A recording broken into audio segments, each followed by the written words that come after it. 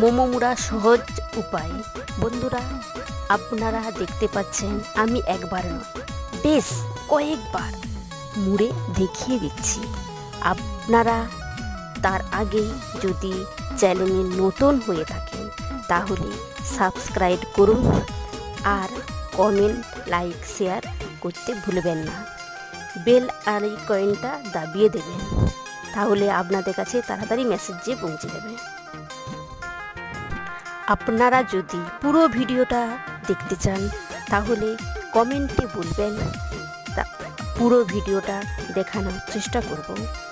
আপনারা দেখতেই পাচ্ছেন আমি যেইভাবে বানাচ্ছি ঠিক সেইভাবে বানিয়ে ফেলুন, দোকানের মতো হয়ে যাবে মোমো, চিকেন মোমো।